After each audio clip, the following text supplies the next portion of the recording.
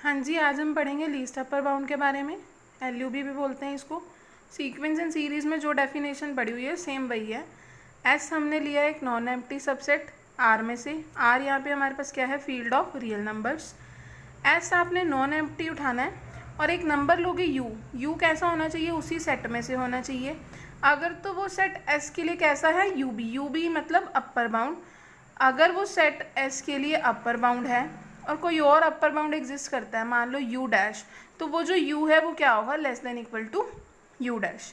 क्यों, यहाँ पे हम लीस्ट अपर बाउंड की बात कर रहे हैं, इसलिए क्या कंडीशन होल्ड करेगी हमारे पास, u is less than u dash. Upper bound के लिए बस आपको एक एग्जांपल दिया हुआ है, जैसे मान लो कोई सेट है 1 2 3 4, तो आप इसके अपर बाउंड निकालना है। अपर बाउंड क्या होगा, जो इस सेट में सबसे बड़ा एलिमेंट है, दैट इज 4। अब 4 आपका 1 से भी बड़ा है, 2 से भी, 3 से भी, 4 से भी, तो वो हमारे पास किसका काम करेगा, अपर बाउंड का। ठीक है। नेक्स्ट डेफिनेशन है हमारे पास ग्रेटेस्ट लोअर बाउंड की। ग्रेटेस्ट लोअर बाउंड में क्या होता है, एक non empty set same S ही लेते हैं। कहाँ से लेते हैं, सबसेट किस में से, रियल नंबर में से।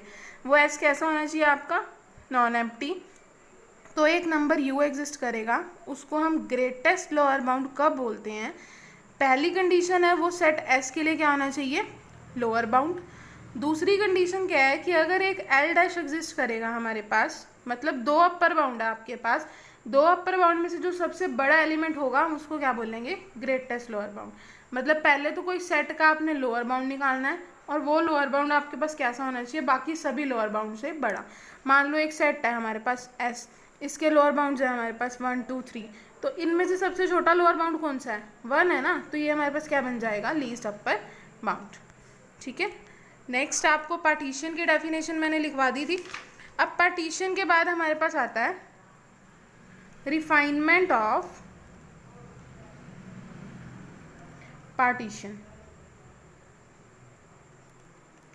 बार बार कह रही हूँ, जितनी डेफिनेशंस हैं पार्टीशन की, रिफाइनमेंट की, इसके बाद आपको अपर लोअर सम की आएंगी, ये सारी डेफिनेशंस क्लियर नहीं होंगी तो थ्योरम समझ नहीं आएगी। इन डेफिनेशंस को अच्छे से पढ़ लेना। फर्स्ट देखो, रिफाइनमेंट डिफाइन करने के लिए क्या करना है, आपको पूरी रियल में सबसे पहले एक क्लोज इंटरवल तो लेना ही लेना है। तो हम क्या लेंगे, let A be a close interval. तब क्या करेंगे, पी पार्टीशन कंसीडर करेंगे जैसे पहले करते आ रहे थे, a equal to x naught, x1, r-1, x r up to x n equal to B.